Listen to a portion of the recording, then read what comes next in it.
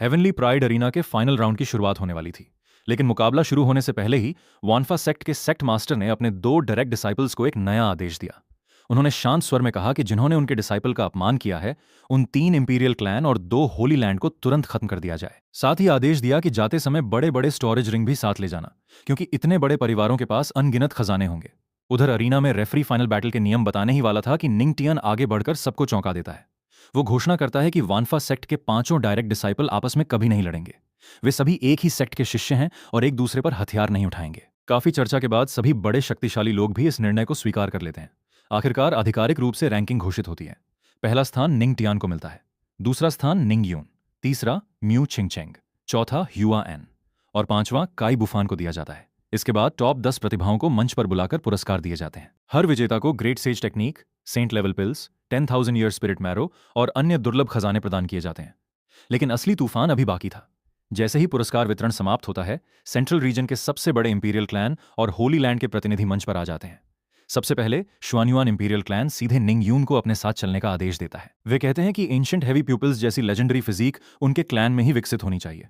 उसके बाद Huangfu imperial clan निंग Tian को बुलाता है और कहता है कि उसकी सुप्रीम बोन और उसकी प्रतिभा इंपीरियल क्लैन के योग्य है। याओग्वांग होली लैंड म्यू छिंगचेंग को होली मेडन बनाने का प्रस्ताव देता है।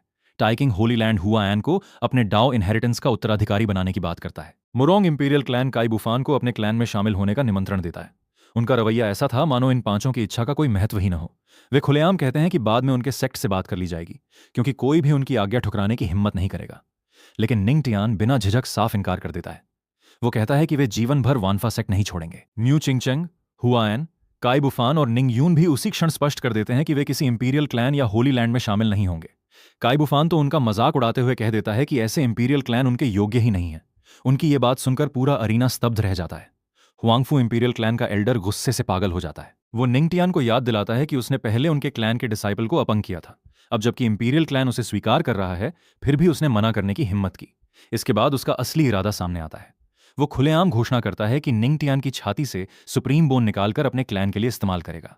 बाकी इंपीरियल क्लैन भी अपना असली चेहरा दिखा देते हैं। कोई निंग यून की याददाश्त मिटाने की बात करता है, कोई म्यू चिंगचेंग को कैद करने की धमकी देता है, कोई काई बुफान की बैटल एसेंस निकालने का आदेश देता है। कुछ ही पलों में पूरा अरीना युद्ध भूमि बन जाता है। इसी समय लिu यी सब कुछ देख रही होती है। वो समझ जाती है कि यदि इन पांचों को सचमुच कुछ हो गया तो पूरे शुनहुआंग कॉन्टिनेंट में विनाश मच जाएगा। फिर भी वो जानती थी कि वानफा सेक्ट के डिसाइपल कभी बिना तैयारी के बाहर नहीं निकलते। और तभी निंग यून का डिवाइन बीस्ट शाओएओ आगे आता है। वो गुस्से से कहता है कि उसके मालिकों को किसी ने छूने की हिम्मत कैसे की।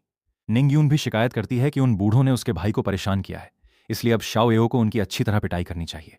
लेकिन सभी को चौंकाते हुए अचानक आकाश फट जाता है। एक महान आभा पूरे अरीना पर उतरती है। एक समकालीन ग्रेट एम्प्रेस स्वयं वहां प्रकट होती हैं।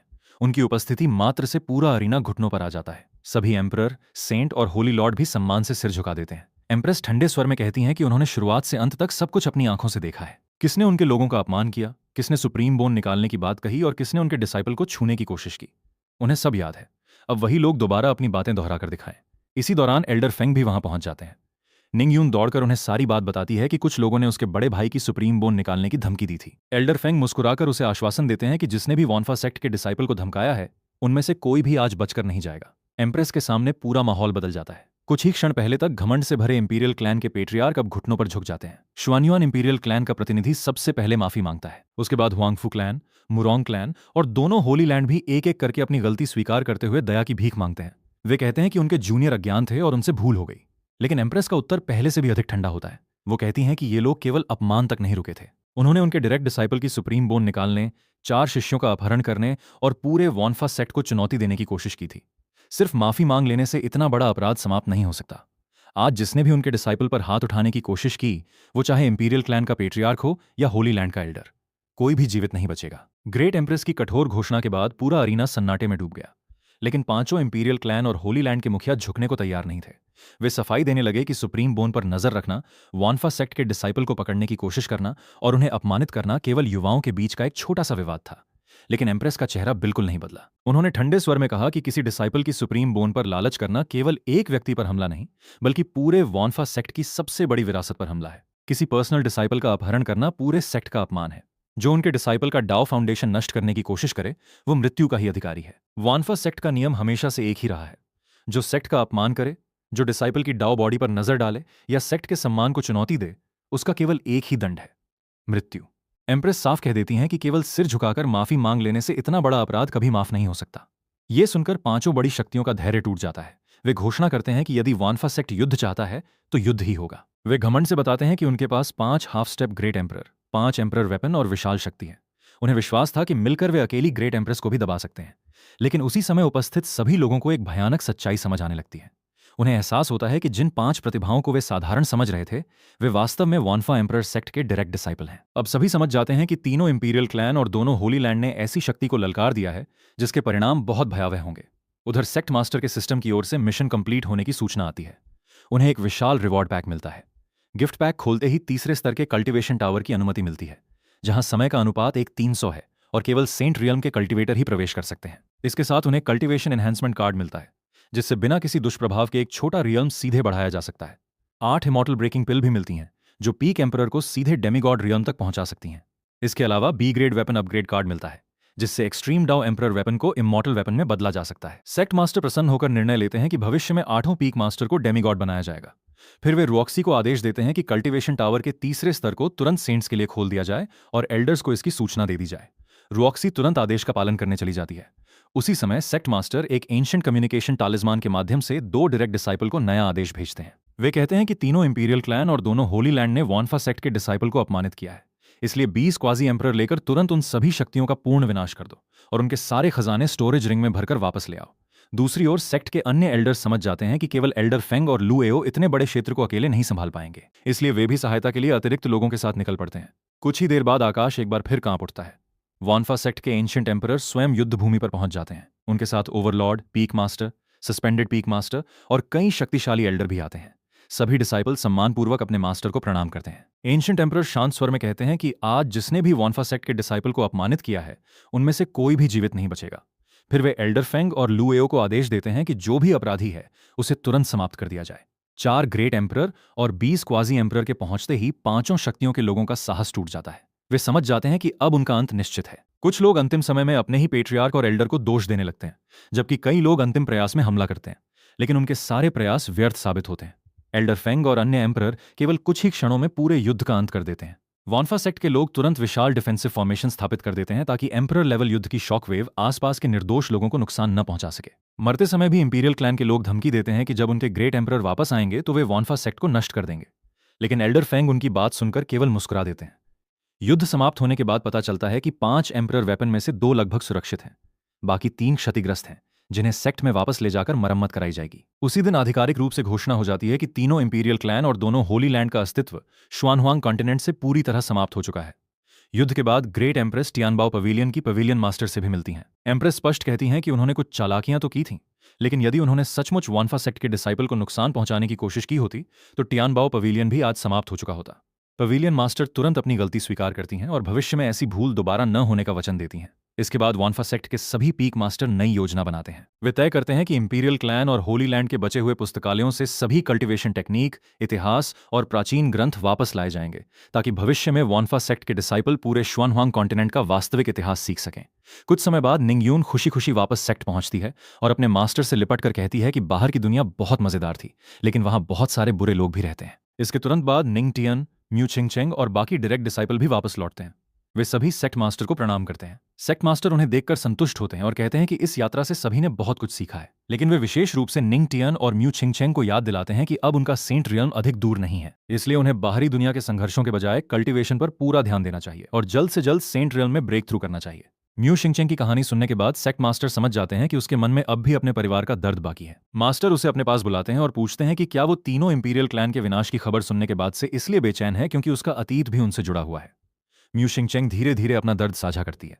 वो बताती है कि वो जोंगझाओ के क्वाजी एम्परर ये फैमिली से है। 2 साल पहले हुआंगफू इंपीरियल क्लैन ने उनके पूरे परिवार को अपना अधीनस्थ बनने का आदेश दिया था, लेकिन ये फैमिली के एंसेस्टर ने झुकने से इनकार कर दिया और पूरे परिवार को दक्षिण की ओर ले जाने का निर्णय लिया।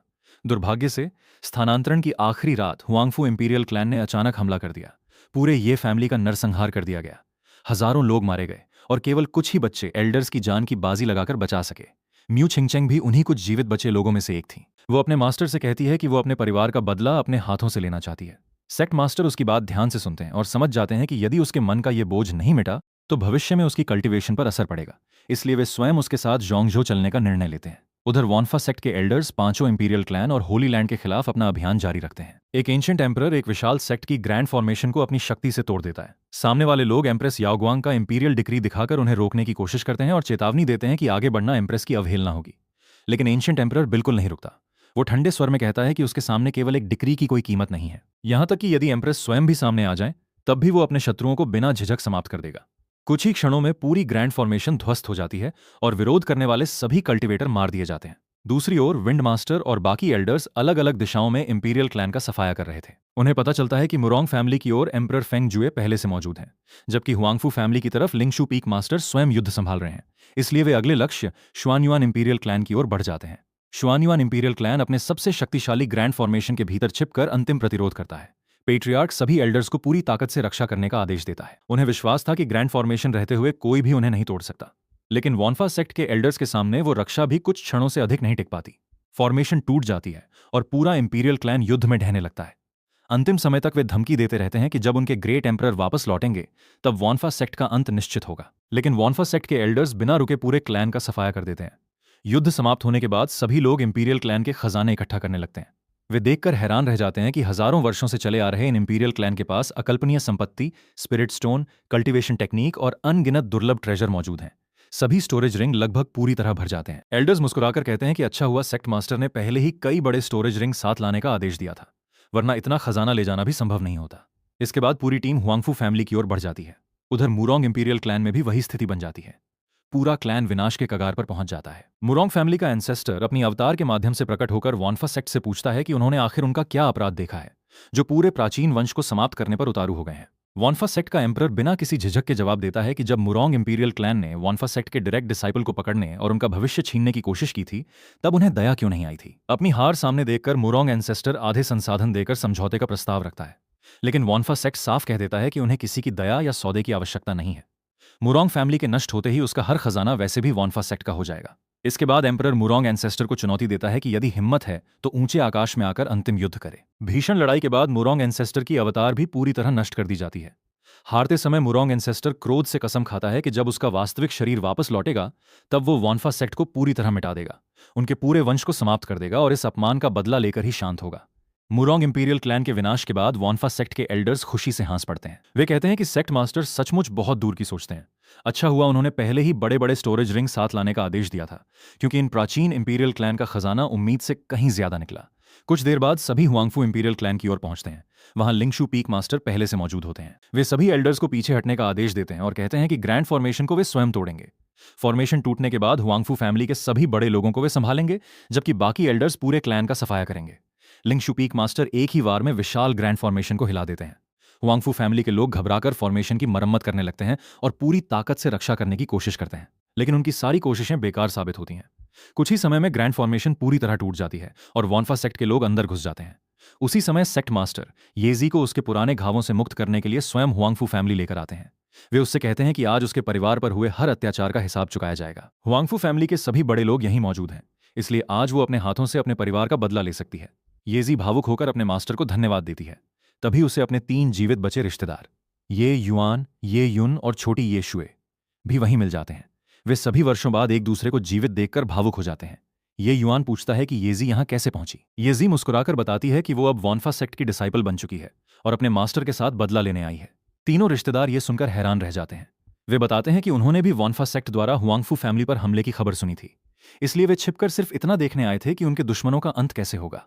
लेकिन उन्होंने कभी नहीं सोचा था कि उन्हें स्वयं अपने दुश्मनों को मारने का अवसर मिलेगा। चारों ये फैमिली के बचे हुए सदस्य एक साथ हथियार उठाते हैं और हुआंगफू फैमिली पर टूट पड़ते हैं। वे गुस्से में कहते हैं कि ये फैमिली ने कभी हुआंगफू फैमिली का कोई नुकसान नहीं किया था। उनका एकमात्र अपराध इतना था कि उन्होंने किसी इंपीरियल क्लैन की गुलामी स्वीकार करने से इनकार कर दिया था, लेकिन उसके बदले हुआंगफू फैमिली ने पूरे ये फैमिली का नरसंहार कर दिया। आज वही दर्द वे अपने दुश्मनों को महसूस कराएंगे। हुआंगफू फैमिली का एक एल्डर उन्हें पहचान लेता है और पछताते हुए कहता है कि उस समय इन बच्चों को भी मार देना चाहिए था, लेकिन अब बहुत देर हो चुकी थी। कुछ ही समय में ये फैमिली के बचे हुए सदस्य अपने हाथों से अपने परिवार का वर्षों पुराना रक्त ऋण चुका देते हैं। जब तक बाकी एल्डर्स वहां पहुंचते हैं, पूरा हुआंगफू फैमिली लगभग समाप्त हो चुका होता है। लिंगशू पीक मास्टर हंसते हुए कहते हैं कि लड़ाई इतनी जल्दी खत्म हो गई कि उन्हें ठीक से युद्ध करने का अवसर भी नहीं मिला। पूरा हुआंगफू फैमिली पहले ही साफ किया जा चुका है और उसका हर खजाना वॉन्फा सेक्ट अपने साथ ले चुका है। इसके बाद सभी लोग वापस लौटने की तैयारी करते हैं। तभी येजी अपने मास्टर से एक और विनती करती है। वो चाहती है कि उसके तीनों रिश्तेदारों को भी वानफा सेक्ट में शामिल होने का अवसर मिले। सेक्ट मास्टर उसकी बात सुनते हैं, लेकिन स्पष्ट करते हैं कि वानफा सेक्ट के नियम सबके लिए समान हैं। चाहे कोई उनका अपना डिसाइपल ही क्यों ना हो, नियम नहीं बदले जाएंगे। यदि उसके रिश्तेदार सेक्ट में आना चाहते हैं तो उन्हें भी बाकी लोगों की तरह प्रवेश परीक्षा पास करनी होगी। येजी तुरंत इस निर्णय को स्वीकार कर लेती है। उसके तीनों रिश्तेदार भी सम्मानपूर्वक प्रणाम करते हुए कहते हैं कि उन्हें परीक्षा देने का अवसर मिलना ही उनके लिए बहुत बड़ी बात है। इधर दूसरी ओर अपर रियल में बैठे मुरोंग टियानमिंग अचानक चौंक जाते हैं। उन्हें महसूस होता है कि उनके अवतार से आत्मा का संबंध पूरी तरह टूट चुका है। इसका केवल एक ही अर्थ था, उनका अवतार पूरी तरह नष्ट हो चुका है। उनके भाई भी हैरान रह जाते हैं, क्योंकि उस अवतार में उनकी मूल शक्ति का लगभग 30% मौजूद था। इतनी शक्ति को कोई सामान्य व्यक्ति नष्ट नहीं कर सकता था। मुरोंग टियानमिंग बताते हैं कि मरने से पहले अवतार केवल 2 नाम वापस भेज पाया, वानफा सेक्ट और एंशिएंट एम्परर। लेकिन इन दोनों नामों के बारे में उन्हें कोई जानकारी नहीं थी। इसी समय उन्हें अपनी ब्लड लाइन से जुड़ी एक और भयानक अनुभूति होती है। उन्हें एहसास होता है कि मुरोंग इंपीरियल क्लैन सहित कई प्राचीन इंपीरियल क्लैन का भाग्य पूरी तरह टूट चुका है। इसका अर्थ था कि शुआनहुआंग कॉन्टिनेंट पर कोई बहुत बड़ा परिवर्तन हो चुका है। उधर उसी समय अपर रियल में मौजूद एम्प्रेस याओग्वांग, शुआनमिंग, ताइशु और ताइचू भी अचानक बेचैन हो उठते हैं। बिना किसी चेतावनी के उनके हृदय में तेज पीड़ा उठती है। उन्हें महसूस होता है कि उनकी अपनी डाओ लाइनेज और सेक्ट फाउंडेशन से जुड़ी शक्ति तेजी से समाप्त हो रही है।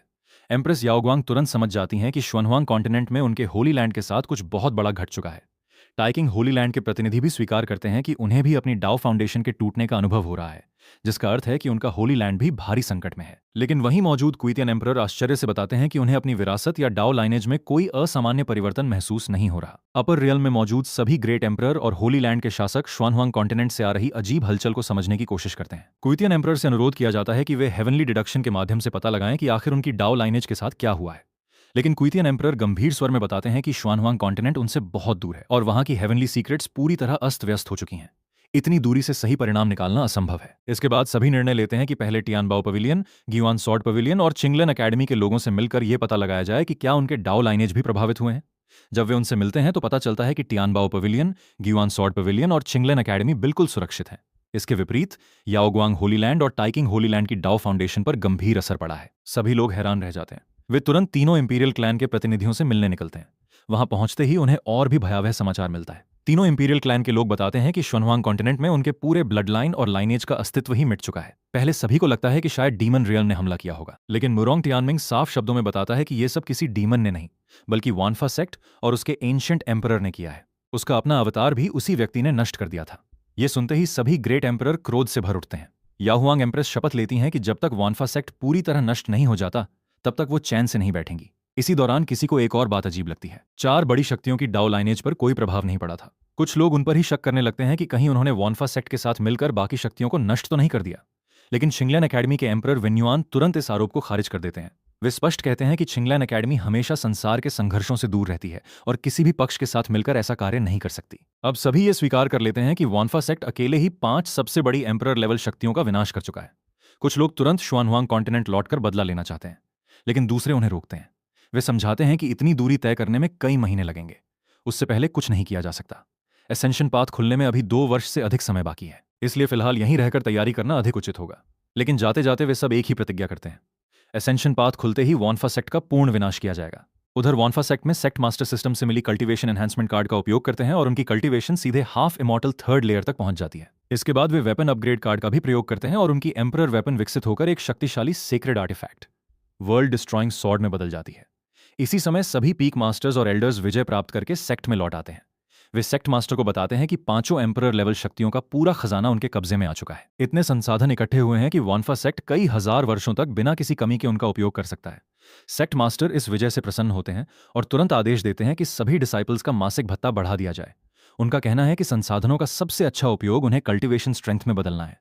इसके बाद सेक्ट मास्टर येजी की बात उठाते हैं। वे बताते हैं कि हुआंगफू फैमिली में उसे अपने 3 रिश्तेदार मिले थे और उनकी इच्छा वानफा सेक्ट में शामिल होने की है। सेक्ट मास्टर सभी एल्डर्स को स्पष्ट निर्देश देते हैं कि भविष्य में यदि किसी योग्य युवा कल्टीवेटर से सामना हो तो उसे सेक्ट की परीक्षा दिलाई जाए। लेकिन वे एक महत्वपूर्ण नियम भी दोहराते हैं, वानफा सेक्ट केवल प्रतिभा नहीं देखता। यदि किसी व्यक्ति का चरित्र और स्वभाव अच्छा नहीं है तो चाहे उसकी प्रतिभा कितनी भी बड़ी क्यों न हो, उसे सेक्ट में प्रवेश नहीं मिलेगा। वहीं यदि किसी का चरित्र उत्तम हो तो साधारण प्रतिभा वाले व्यक्ति को भी महान कल्टीवेटर बनाया जा सकता है। इसके बाद सेक्ट मास्टर 8 पीक मास्टर्स को अपने पास बुलाते हैं। वे सभी के सामने एक अत्यंत दुर्लभ इमॉर्टल ब्रेकिंग पिल निकालते हैं और बताते हैं कि यह पिल पीक ग्रेट एम्परर को बिना किसी साइड इफेक्ट के सीधे हाफ इमॉर्टल रियल में पहुंचा सकती है। 8 पीक मास्टर्स ये सुनकर अविश्वास में पड़ जाते हैं। जब सेक्ट मास्टर पुष्टि करते हैं कि यह सत्य है तो सभी अत्यंत भावुक होकर उनका धन्यवाद करते हैं और प्रतिज्ञा करते हैं कि वे जीवन भर वॉन्फा सेक्ट के लिए अपना सब कुछ समर्पित करेंगे। सेक्ट मास्टर उन्हें आदेश देते हैं कि वे जल्द से जल्द पिल रिफाइनमेंट करके हाफ इमॉर्टल रियल्म में ब्रेक थ्रू करें ताकि वॉन्फा सेक्ट की शक्ति और भी बढ़ सके। कुछ समय बाद पूरे श्वानहुआंग कॉन्टिनेंट में वॉन्फा सेक्ट की चर्चा आग की तरह फैल जाती है। हर शहर, हर बाजार और हर कल्टीवेटर के बीच अलग अलग कहानियां सुनाई देने लगती हैं। कोई कहता है कि 5 एम्परर लेवल शक्तियों को कई ग्रेट एम्परर ने मिलकर नष्ट किया। कोई दावा करता है कि केवल 5 कोर डिसाइपल्स ने ही सबका अंत कर दिया। कुछ लोग तो ये तक कहते हैं कि सेक्ट मास्टर ने सेक्रेड माउंटेन पर बैठे बैठे केवल एक उंगली उठाई और 5 शक्तियां उसी क्षण मिट गईं। सच्चाई कोई नहीं जानता, लेकिन एक बात पूरे श्वानहुआंग कॉन्टिनेंट में स्थापित हो जाती है। अब वॉन्फा सेक्ट केवल एक एम्परर सेक्ट नहीं रहा। दुनिया की नजर में वो श्वानहुआंग कॉन्टिनेंट का सबसे शक्तिशाली और सबसे भयावह इमॉर्टल सेक्ट बन चुका है। 5 एम्परर लेवल शक्तियों के विनाश के बाद भी दुनिया में शांति नहीं आती। दूसरी ओर शैंगवू डायनेस्टी अब भी यूलन डायनेस्टी की अंतिम राजकुमारी शियान यांक्यू का लगातार पीछा कर रही होती है। बार बार उसके हाथ से निकल जाने के कारण शैंगवू डायनेस्टी का सेनापति अपने अधीनस्थों पर क्रोधित होता है। उसके सैनिक बताते हैं कि शियान यांक्यू के पास एक रहस्यमयी स्पेशल एबिलिटी है जिसकी वजह से वो हर बार अंतिम क्षण में गायब हो जाती है। इस बार उसे किसी भी कीमत पर पकड़ने के लिए पूरा शाओकांग सिटी सील कर दिया जाता है। ड्रैगन इंप्रिजनमेंट फॉर्मेशन सक्रिय कर दी जाती है और चारों दिशाओं के द्वार बंद कर दिए जाते हैं। पूरा शहर सैनिकों से भर जाता है ताकि एक चिड़िया भी बाहर न निकल सके। उधर छिपी हुई शियान यांक्यू महसूस करती है कि उसकी सबसे बड़ी ताकत, स्पेशल टैलेंट, पूरी तरह दब चुकी है। वो समझ जाती है कि अब भागना लगभग असंभव है। वो अपने अतीत को याद करती है। शांगवू डायनेस्टी ने उसके राज्य पर हमला करके उसके पिता, माता और पूरे राज परिवार का निर्मम संहार कर दिया था। केवल जन्म के तुरंत बाद उसकी मां उसे किसी तरह बचाकर निकाल पाई थी। तभी से वो बदले की आग में जी रही थी। इसी समय वॉन्फा सेक्ट में सेक्ट मास्टर लू चेन अपनी मेड रॉक्सी की प्रगति देखकर प्रसन्न होते हैं। वे उसे एवोल्यूशन पूल में और साधना करने का निर्देश देते हैं ताकि उसका स्पिरिट बॉडी आगे चलकर सेंट बॉडी में विकसित हो सके। रॉक्सी बताती है कि 100 फ्लावर्स वैली के कई एल्डर्स भी सेंट रियल्म में प्रवेश कर चुके हैं और 7 प्रतिभाशाली महिला शिष्य अब वॉन्फा सेक्ट में ही प्रशिक्षण ले रही हैं। लू चेन उनकी निष्ठा से प्रसन्न होकर 100 फ्लावर्स वैली को अत्यंत मूल्यवान कल्टिवेशन रिसोर्सेज उपहार में देते हैं। एक एम्परर स्क्रिप्चर, एक great saint technique, 5 saint king techniques और 10 सेंट टेक्निक्स। रॉक्सी भावुक होकर उनका धन्यवाद करती है। तभी सिस्टम एक नया मिशन जारी करता है। इस बार लू चेन को स्पिरिट रियल्म जाकर एक नया डिसाइपल भर्ती करना होगा। सिस्टम उन्हें 2 विशेष ब्रेक थ्रू टालिस्मान्स देता है जिनकी सहायता से वे स्पेस बैरियर पार करके तुरंत स्पिरिट रियल्म पहुंच सकते हैं। लू चेन पहले तो सिस्टम की शिकायत करते हैं कि उसने इतनी देर से मिशन दिया, लेकिन अंत में वे स्पिरिट रियल्म के लिए निकल पड़ते हैं। स्पिरिट रियल्म में उसी समय शैंगवू डायनेस्टी के सैनिक शियान यांक्यू को घेर लेते हैं। वे उसे आत्मसमर्पण करने के लिए कहते हैं, लेकिन शियान यांक्यू निर्भीक होकर अपने पूरे राजवंश के नरसंहार का आरोप शांगवू डायनेस्टी पर लगाती है। वो कहती है कि उसके परिवार और निर्दोष प्रजा का रक्त कभी व्यर्थ नहीं जाएगा। दूसरी ओर शांगवू डायनेस्टी का अधिकारी क्रूरता से उत्तर देता है कि इस संसार में केवल शक्तिशाली ही जीवित रहने का अधिकार रखते हैं। युद्ध शुरू होने ही वाला होता है कि अचानक लू चेन वहां प्रकट हो जाते हैं। उनकी अचानक उपस्थिति देखकर सभी सैनिक स्तब्ध रह जाते हैं। जब उनसे पूछा जाता है कि वे कौन हैं, तो लू चेन शांत स्वर में कहते हैं कि वे केवल एक नया डिसाइपल लेने आए हैं। शांगवू डायनेस्टी के लोग उन्हें चेतावनी देते हैं कि शियान यांक्यू साम्राज्य की सबसे बड़ी वांटेड क्रिमिनल है और जो भी उसकी सहायता करेगा वो भी साम्राज्य का शत्रु बन जाएगा। लेकिन लू चेन को इन धमकियों से कोई फर्क नहीं पड़ता। वे सिस्टम से शियान यांक्यू की जानकारी जांचते हैं। सिस्टम बताता है कि वो केवल 17 वर्ष की है, लेट फाउंडेशन एस्टैब्लिशमेंट रियल्म में है और उसके पास अत्यंत दुर्लभ कैओटिक स्पेस टाइम बॉडी है जो असाधारण प्रतिभा वाला दिव्य शरीर है। ये जानकर लू चेन सीधे शियान यांक्यू से पूछते हैं कि क्या वो उनकी डिसाइपल बनना चाहेगी।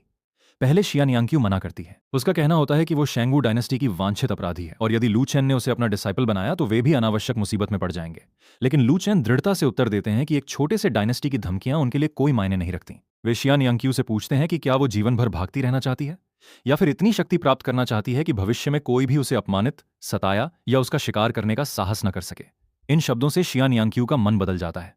वो तुरंत लू चेन के सामने झुककर उन्हें अपना मास्टर स्वीकार कर लेती है। उसी क्षण सिस्टम घोषणा करता है कि नया डिसाइपल सफलतापूर्वक भर्ती हो चुका है और लू चेन को एक नया डिसाइपल रिक्रूटमेंट गिफ्ट पैक प्राप्त होता है।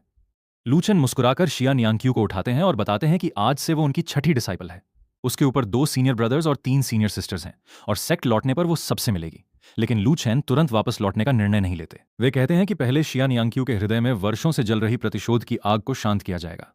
उसके सभी शत्रुओं का अंत करने और उसके परिवार का बदला दिलाने के बाद ही वे उसे वॉन्फा सेक्ट लेकर जाएंगे। अंत में लू चेन एक और रहस्य उजागर करते हैं। वे बताते हैं कि उनका सेक्ट स्पिरिट रियल्म में नहीं बल्कि उससे कहीं अधिक शक्तिशाली श्वेनहुआंग कॉन्टिनेंट में स्थित है, जहां की आध्यात्मिक ऊर्जा और विश्व के नियम स्पिरिट रियल्म से कई गुना श्रेष्ठ हैं।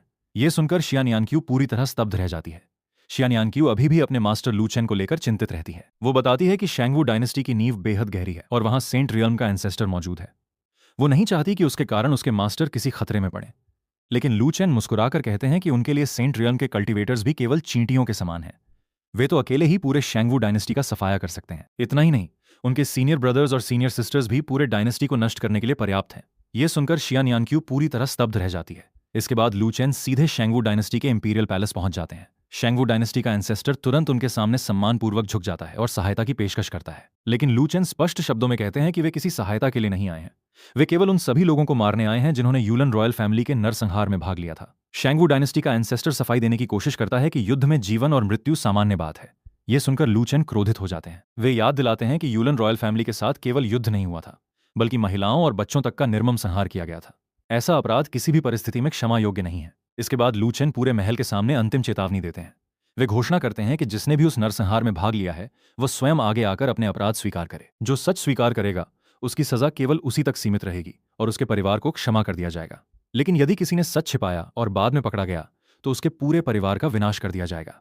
लू चेन के भयावह दबाव के सामने सभी अपराधी टूट जाते हैं और एक एक करके अपने अपराध स्वीकार कर लेते हैं। लू चेन उन सभी की कल्टीवेशन समाप्त कर देते हैं और शियान यांक्यू को स्वयं अपने माता पिता और पूरे राजवंश के हत्यारों से बदला लेने का अवसर देते हैं। शियान यांक्यू अपने हाथों से वर्षों पुरानी रक्त शत्रुता का अंत करती है।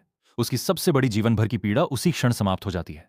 इसके बाद लू चेन उससे एक महत्वपूर्ण प्रश्न पूछते हैं। वे जानना चाहते हैं कि क्या वो पूरे शांगवू रॉयल फैमिली को भी समाप्त करना चाहती है। लेकिन शियान यानक्यू शांत होकर उत्तर देती है कि जिन लोगों ने उस नरसंहार में भाग नहीं लिया उन्हें मारना उचित नहीं होगा। यदि पूरा डायनेस्टी नष्ट कर दिया गया तो निर्दोष जनता कष्ट सहेगी। उसका उत्तर सुनकर लू चेन अत्यंत प्रसन्न होते हैं। वे कहते हैं कि उसने अपने हृदय को घृणा के अंधकार में डूबने नहीं दिया और यही एक सच्चे कल्टीवेटर का मार्ग है। लू चेन फिर शांगवू डायनेस्टी के एंसेस्टर की स्मृतियों से जानकारी निकालते हैं और शियान यानक्यू को उस स्थान पर ले जाते हैं जहां उसके माता पिता और पूरे यूलन रॉयल फैमिली को दफनाया गया था। वहां पहुंचकर शियान यानक्यू वर्षों बाद पहली बार अपने परिवार की कब्रों के सामने खड़ी होती है। वो स्वयं अपने माता पिता, भाइयों बहनों और पूरे राजवंश के नाम पत्थरों पर अंकित करती है। आंखों में आंसू लिए वो अपने परिवार से कहती है कि उनका बदला पूरा हो चुका है और अब वे शांति से विश्राम कर सकते हैं।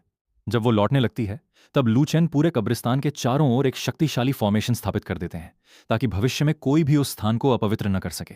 इसके बाद वे शियान यानक्यू से पूछते हैं कि क्या स्पिरिट रियल्म में उसका कोई और अधूरा कार्य या लगाव बचा है। शियान यानक्यू विनम्रता से उत्तर देती है कि अब उसका इस संसार से कोई संबंध नहीं बचा। उसकी एकमात्र इच्छा अपने मास्टर के साथ वॉन्फा सेक्ट लौटकर पूरी निष्ठा से कल्टीवेशन करना और भविष्य में सेक्ट की रक्षा करना है। ये सुनकर लू चेन ब्रेक थ्रू तालिस्मान का उपयोग करते हैं और दोनों तुरंत स्पेस बैरियर पार करके शुएनवांग कॉन्टिनेंट पहुंच जाते हैं। शियान यानक्यू वहां की विशाल स्पिरिचुअल एनर्जी महसूस करते ही आश्चर्यचकित रह जाती है। उसे तुरंत एहसास हो जाता है कि यहां कल्टीवेशन करना स्पिरिट रियल्म की तुलना में कहीं अधिक आसान है। वानफा सेक्ट पहुंचने पर सभी एल्डर सेक्ट मास्टर का स्वागत करते हैं और नई डिसाइपल को देखकर उन्हें बधाई देते हैं। लू चेन घोषणा करते हैं कि आज से शियान यानक्यू उनकी छठी डायरेक्ट डिसाइपल है। इसके बाद वे शाओ यूनेर, यूनजी और बिंग ली को बुलाते हैं और अपनी नई जूनियर सिस्टर से उनका परिचय कराते हैं। इस प्रकार शियान यानक्यू आधिकारिक रूप से वानफा सेक्ट के विशाल परिवार का हिस्सा बन जाती है और उसके जीवन का एक नया अध्याय शुरू होता है। वानफा सेक्ट पहुंचने के बाद शियान यानक्यू का पूरे सेक्ट में बड़े प्रेम से स्वागत किया जाता है। सबसे पहले निंग यून, लिंग यूनजी और हन बिंगली उससे मिलते हैं और उसे अपनी नई जूनियर सिस्टर के रूप में स्वीकार करते हैं। सभी उसे भरोसा दिलाते हैं कि अब से यही उसका नया परिवार है। लू चेन उसे मास्टर डिसाइपल जेड पेंडेंट देते हैं और हन बिंगली को आदेश देते हैं कि वो नियांक्यू को सेक्ट की सभी व्यवस्थाओं से परिचित कराए। उसके लिए आइडेंटिटी टोकन, सेक्ट रोब्स और कल्टीवेशन टेक्निक की व्यवस्था करे। इसके बाद हन बिंगली शियान यानक्यू को पूरे वानफा सेक्ट का भ्रमण कराती है। नियांक्यू चारों ओर फैली विशाल स्पिरिचुअल एनर्जी और स्वर्ग जैसी सुंदरता देखकर दंग रह जाती है। बिंगली उसे कल्टीवेशन टावर के बारे में बताती है, जहां समय का अनुपात 1:100 है, यानी अंदर 100 दिन की साधना बाहर केवल 1 दिन के बराबर होती है। फिर वो उसे प्रोडिजी, बैटलफील्ड, शुएनहुआंग टावर, सॉर्ड टावर और डिवाइन वेपन टावर दिखाती है, जहां भविष्य में सेक्ट के डिसाइपल्स अपनी शक्ति और युद्ध कौशल को निखारते हैं। आखिरकार दोनों कल्टीवेशन टेक्निक हॉल पहुंचते हैं। हन बिंगली समझाती है कि यहां किसी टेक्निक को स्वयं चुनने की आवश्यकता नहीं होती। हॉल स्वयं साधक की फिजिक, टैलेंट और डाओ हार्ट को पहचान कर उसके लिए सबसे उपयुक्त टेक्निक चुनता है। एल्डर जियांग यू की अनुमति मिलने के बाद शियान यांक्यू हॉल के भीतर प्रवेश करती है और ध्यान लगाकर बैठ जाती है। उसी समय हॉल उसकी विशेष कैओस टाइम स्पेस बॉडी को पहचान लेता है और उसे एक साथ 3 सर्वोच्च इमॉर्टल कल्टीवेशन टेक्निक्स प्रदान करता है: chaos time space technique, time space sword technique और टाइम स्पेस स्टेप। ये तीनों टेक्निक्स एक ही विरासत की हैं और उसकी फिजिक के लिए बिल्कुल उपयुक्त हैं। उधर लू चेन को सिस्टम से 6th डिसाइपल स्वीकार करने का विशेष रिवॉर्ड मिलता है। सिस्टम उसे एक कल्टीवेशन एडवांसमेंट कार्ड देता है, जिससे बिना किसी दुष्प्रभाव के उसकी कल्टीवेशन एक छोटे रियल्म तक बढ़ जाती है। इसके साथ ही उसे 100 million low grade immortal crystals, 2 immortal vines वाला सेक्ट स्मॉल वर्ल्ड और 100-फोल्ड एनलाइटमेंट फ्यूटोन प्राप्त होता है। यह विशेष फ्यूटोन साधना डाओ कॉम्प्रिहेंशन, टेक्निक्स और हेवनली लॉज की समझ को 100 गुना तक बढ़ा देता है। लू चेन तुरंत समझ जाते हैं कि भविष्य में इमॉर्टल रियम तक पहुंचने के लिए ये रिवॉर्ड्स अत्यंत महत्वपूर्ण होंगे। इसके बाद लू चेन सिस्टम से प्राप्त सेक्ट स्मॉल वर्ल्ड को वानफा सेक्ट में स्थापित कर देते हैं। वे आठों पीक मास्टर्स को बुलाकर बताते हैं कि इस नए स्मॉल वर्ल्ड के भीतर 2 इमॉर्टल वाइन्स मौजूद हैं जिनमें अत्यंत शुद्ध इमॉर्टल एनर्जी भरी हुई है। हाफ इमॉर्टल रियल्म के आठों पीक मास्टर्स को 1-1 मिलियन इमॉर्टल क्रिस्टल्स भी दिए जाते हैं ताकि वे बिना किसी बाधा के अपनी कल्टीवेशन को और आगे बढ़ा सकें। जब सभी पीक मास्टर स्मॉल वर्ल्ड के भीतर प्रवेश करते हैं तो वहां की इमॉर्टल एनर्जी देखकर स्तब्ध रह जाते हैं।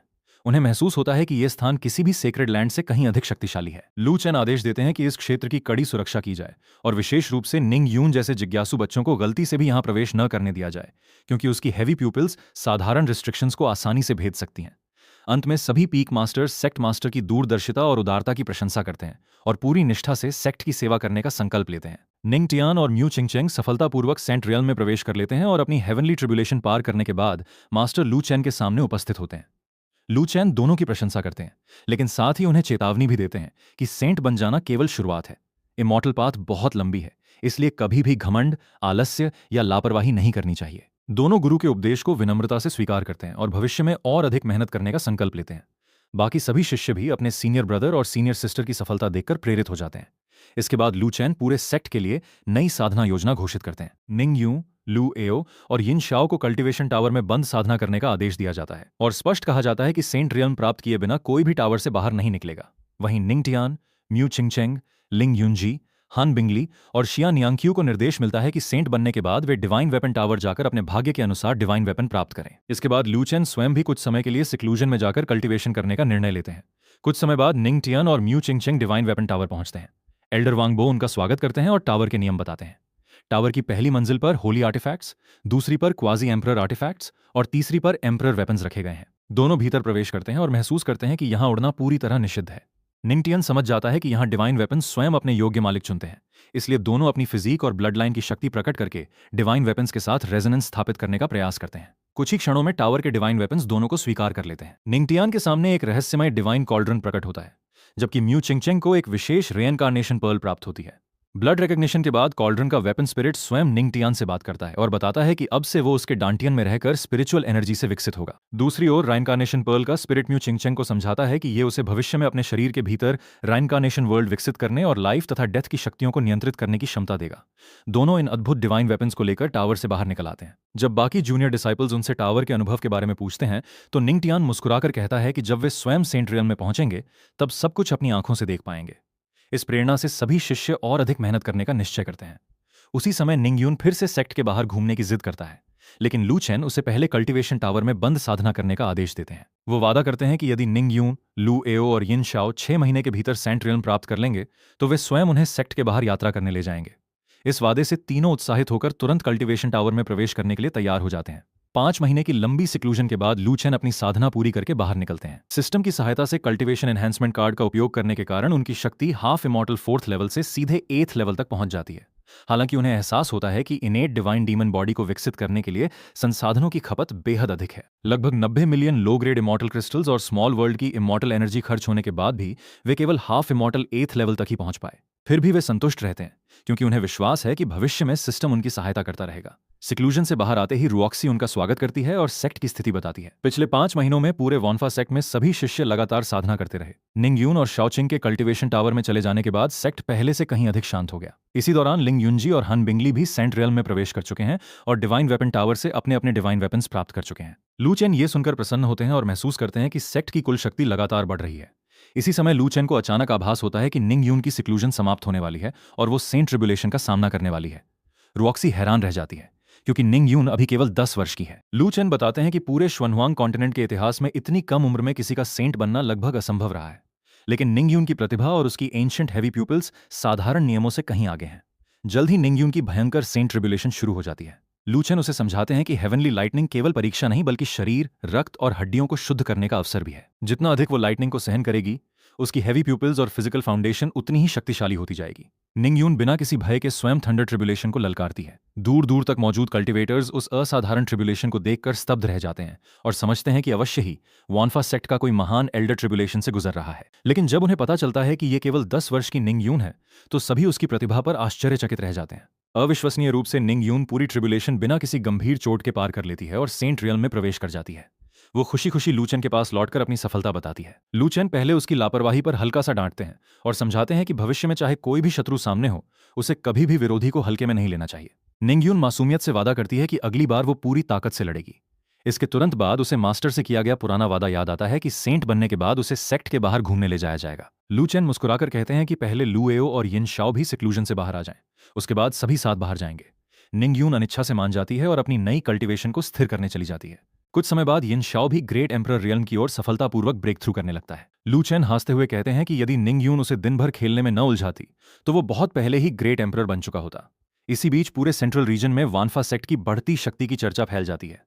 सभी शक्तिशाली संगठन मानने लगते हैं कि अब वानफा सेक्ट के पास 12 ग्रेट एम्परर्स हो चुके हैं और किसी को नहीं पता कि उनके पास और कितने छिपे हुए ट्रम्प कार्ड्स मौजूद हैं। दूसरी ओर हेवनली ट्रेजर पवेलियन के उच्च अधिकारी भी चिंता में पड़ जाते हैं।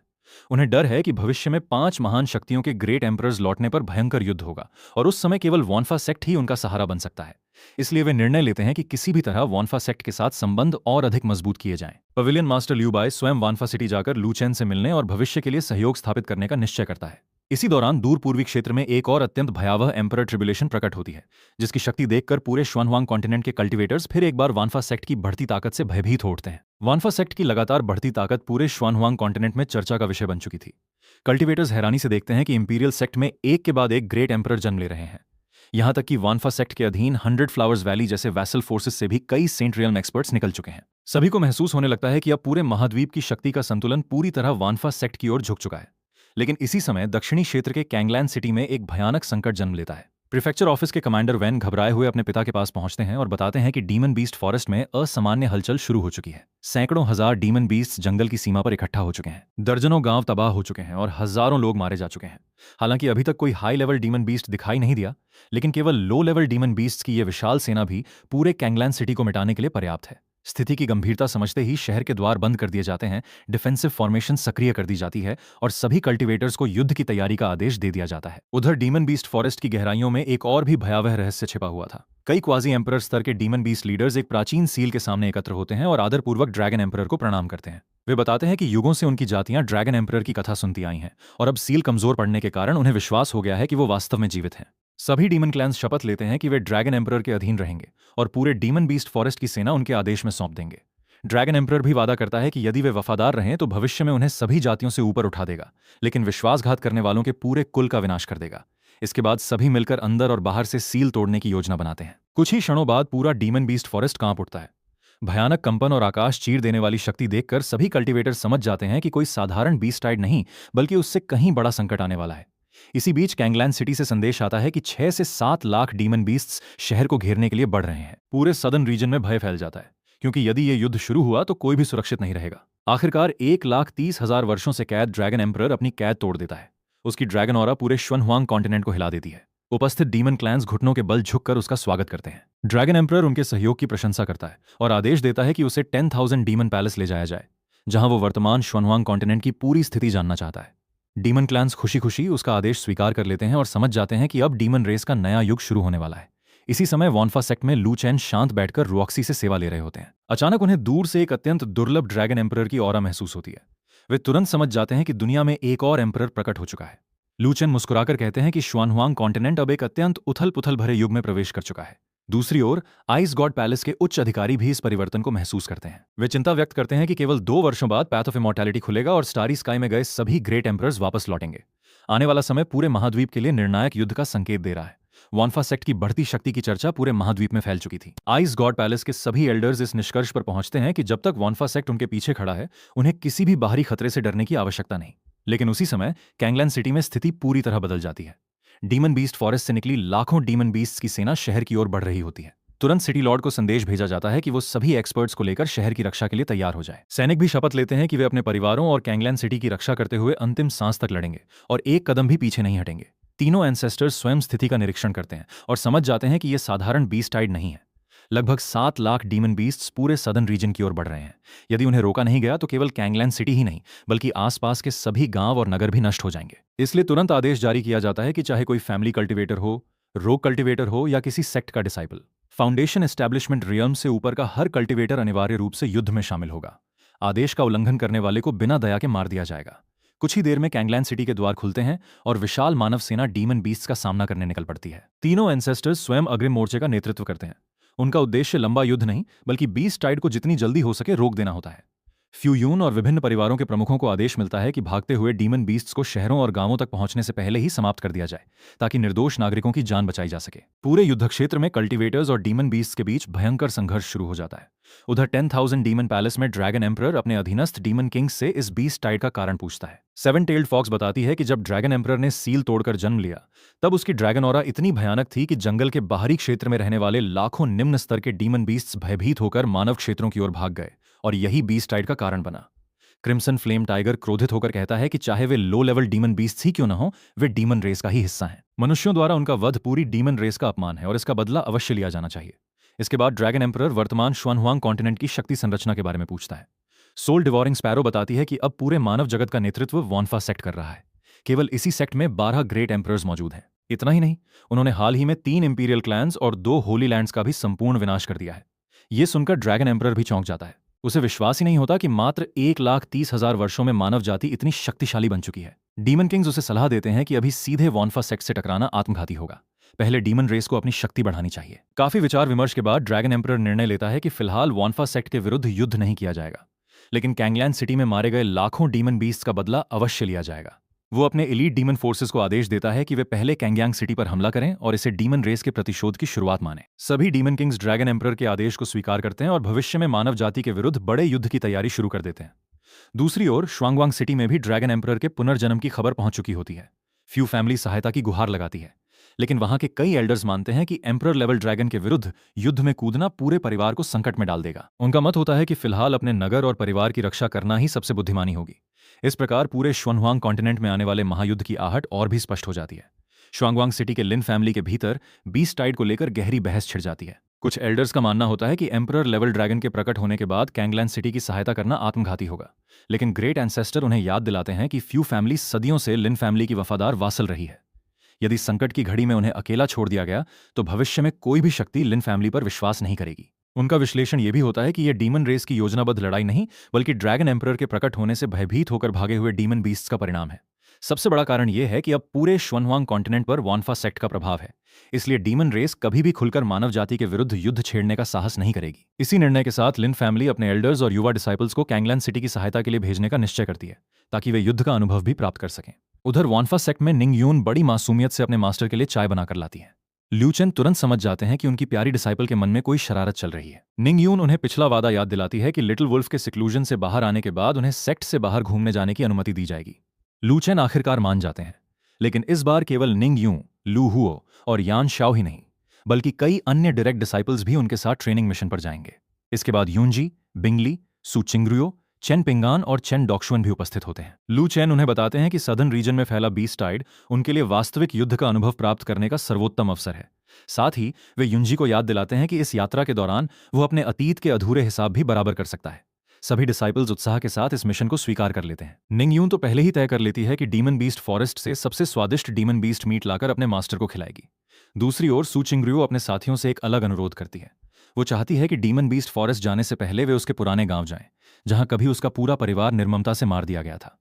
यूंजी और बाकी सभी बिना किसी हिचकिचाहट के उसके साथ चलने का निर्णय लेते हैं। उनके लिए ट्रेनिंग से पहले अपनी सीनियर सिस्टर के अतीत का दर्द मिटाना भी उतना ही महत्वपूर्ण था। इसी बीच लिन फैमिली की सहायता सेना कैंगलैन सिटी पहुंच जाती है। फ्यू फैमिली उनका भव्य स्वागत करती है और उनके समय पर पहुंचने के लिए आभार व्यक्त करती है। लिन फैमिली स्पष्ट करती है कि फ्यू फैमिली वर्षों से उनके प्रति निष्ठावान रही है, इसलिए संकट की इस घड़ी में उनकी सहायता करना उनका कर्तव्य है। दोनों पक्ष मिलकर बीस्ट टाइड के विरुद्ध संयुक्त रूप से लड़ने की तैयारी शुरू कर देते हैं। दूसरी ओर सू चिंगरुओ अपने साथियों के साथ एक छोटे नगर में पहुंचती है। वहां का दृश्य देखकर उसे अपने बचपन की यादें सताने लगती हैं। वो बताती है कि उसका असली गांव इससे भी अधिक दूर था और बचपन में वो अपने माता पिता और भाइयों के साथ इसी कस्बे में सामान खरीदने आया करती थी। लेकिन एक दिन जब वो अकेले पहाड़ों में औषधियां इकट्ठा करने गई थी, लौटने पर उसने पूरे गांव को लाशों में बदलते देखा। किसी भी व्यक्ति का रक्त शरीर में नहीं बचा था। ये दृश्य आज भी उसके मन में गहरे घाव की तरह मौजूद है। युंजी तुरंत इस घटना को ईवल मून सेक्ट की पुरानी रक्त पिपासु डिमोनिक टेक्निक्स से जोड़ देता है। वो बताता है कि उस सेक्ट ने आसपास के कई गांवों और छोटे सेक्ट्स के लोगों का रक्त निकालकर कल्टीवेशन की थी और बाद में वॉनफा सेक्ट के डिसाइपल्स ने उस पूरे ईवल मून सेक्ट का विनाश कर दिया था। बिंगली शांतिपूर्वक स्थिति का विश्लेषण करती है और कहती है कि यदि सच जानना है तो सबसे पहले सिटी लॉर्ड्स मैंशन जाकर पुराने अभिलेखों और घटनाओं की जांच करनी होगी। सभी डिसाइपल्स उसकी योजना से सहमत हो जाते हैं और सू छिंगरियो के परिवार के असली हत्यारों का पता लगाने के लिए सिटी लॉर्ड्स मैंशन की ओर रवाना हो जाते हैं। दोस्तों, आज की वीडियो यहीं पर खत्म होती है। अगर आपको ये स्टोरी पसंद आई हो तो वीडियो को लाइक करना मत भूलिए। कमेंट नेक्स्ट पार्ट अगर आप इसका अगला भाग जल्द से जल्द देखना चाहते हैं। और ऐसे ही शानदार डोंग हुआ, मैन हुआ और कल्टीवेशन स्टोरीज के लिए सब्सक्राइब कर लीजिए इस चैनल को और बेल आइकन भी दबा दीजिए ताकि अगली वीडियो सबसे पहले आप तक पहुंचे। मिलते हैं अगली वीडियो में, तब तक अपना ख्याल रखिए। धन्यवाद।